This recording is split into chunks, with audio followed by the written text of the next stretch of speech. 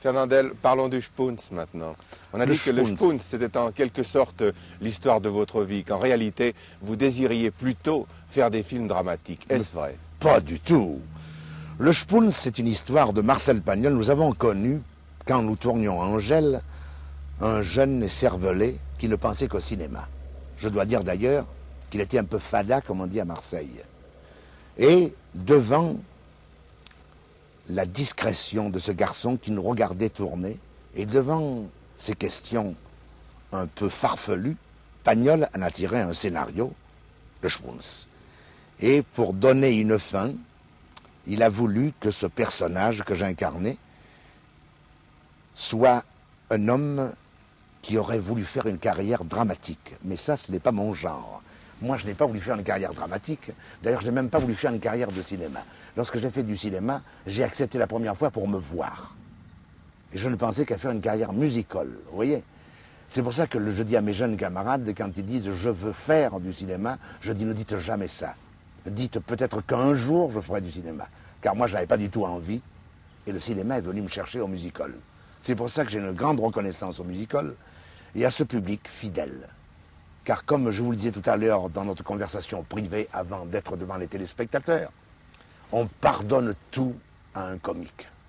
Voilà pourquoi, au bout de 35 ans de cinéma, vous me voyez encore devant vous, chers amis, en vous remerciant encore de votre accueil quotidien.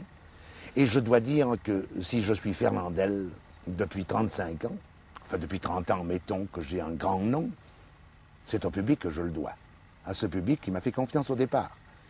Et c'est pour ça qu'il fallait quand même, à ces gens très sympathiques qui sortent ou de l'atelier ou des bureaux, et qui le soir, le samedi, allaient au cinéma, leur donner quelque chose pour un peu les délasser. Et j'ai pensé que si j'avais fait, dans ma carrière déjà longue, que des films dramatiques, je n'aurais pas tenu le coup. Car on ne peut pas intéresser les gens à faire pleurer pendant 30 ans. Fernandel, maintenant, vous êtes non seulement acteur, vous êtes également producteur. Oui. Producteur, vous avez fondé avec Jean Gabin La Gaffaire. Avec Jean Gabin, vous êtes un des monstres sacrés du cinéma français. Si on y joue encore Pierre Freinet, je crois qu'on a fait le tour des monstres sacrés actuels. Il y a Brigitte du cinéma. Bardot, hein. Brigitte Bardot, dans le domaine féminin, bien entendu. Il y a Belmondo maintenant aussi. Bien. Il commence, c'est ça. Vous êtes producteur. On a dit, Fernandel a fait La Gaffaire. C'était ou pour gagner de l'argent, ou pour tourner les films qui lui faisaient plaisir, ou pour choisir ses metteurs en scène. Qu'en est-il de ces questions? Je vais vous répondre aux 3 questions. Pour les metteurs en scène, je les ai toujours choisis. Il y a une question de disponibilité. Pour les films, on ne m'a jamais imposé un film. On m'a proposé un film, je l'ai accepté ou je l'ai refusé. Quand je tourne un film, je crois toujours faire le chef-d'œuvre de l'année. Des fois, j'ai fait le chef-d'œuvre la semaine dernière, c'est tout. Quand tu as gagné beaucoup plus d'argent, si je me suis associé avec Jean Gabin, parce que nous sommes de vieux amis, ce n'est pas uniquement pour gagner de l'argent, et je vais vous en donner les raisons. Parce que nous avons pensé que tous les deux, en faisant des films qui nous a réunis ensemble pour la première fois depuis que nous sommes vedettes dans L'Âge ingrat, nous allions faire plaisir à ce public qui a conservé cette amitié pour nous deux. Car je dois vous dire que Jean et moi, nous sommes les 2 seules vedettes qui avons tenu depuis tant d'années. Cette association a été un genre de remerciement pour le public. Or, pour faire un film tous les deux, on ne pouvait pas nous payer un producteur.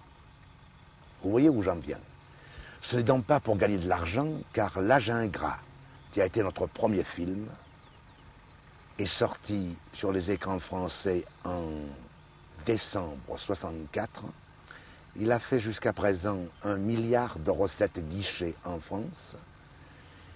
Et nous n'avons pas encore touché un sou avec Jean Gabin de nos appointements. C'est la première fois que nous faisons un film gratuit. Fernandel, vous allez tourner des films. Nous vous en souhaitons encore plusieurs. Mais de toute façon, un jour, il faudra vous arrêter. Oui, quand on voulez-vous l'a dit vous souvent. arrêter? Quand le public ne viendra plus. Ce n'est pas une question de force physique. Pour vous, c'est uniquement une question de succès auprès du public. C'est-à-dire que vous comprenez, je me demande comment il faut faire. C'est un métier où on ne voit pas passer les années, n'est-ce pas? Et je vieillis avec le public. Et ce public ne se rend pas compte que je n'ai plus 25 ans. Et en plus, remarquez. Un peu plus du double. Hein. Eh bien, seulement ce public, quand on me rencontre, le public qui a l'habitude de me voir au cinéma, les gens me disent, mais vous ne changez pas. Parce que je change avec eux. Je change comme la famille. Tous les 3 mois, on me voit à l'écran, on me voit à la télé, on me voit quelque part. Alors je change avec eux. Et d'après eux, vous n'avez pas bougé. Si, j'ai bougé. J'ai bougé, mais je bouge avec eux. Et c'est pour ça que très souvent, lorsque je peux faire une petite apparition sur la scène, comme il m'est arrivé au mois de novembre, où je suis allé aux États-Unis et au Canada, je suis allé voir le public pour leur dire qu'il n'y avait pas de raison qu'eux me voient souvent et que moi, je ne les vois jamais, puisque nous sommes des cousins, paraît-il, avec les Canadiens. D'ailleurs, ça, je dois dire que mon petit speech du début avait fait un très gros succès, et j'ai retrouvé ce public et cet accueil, où j'ai joué à bureau fermé pendant 10 jours à Montréal. Alors, j'ai pensé que lorsqu'on me pose la question, quand vous retirez-vous, il faut poser la question au public.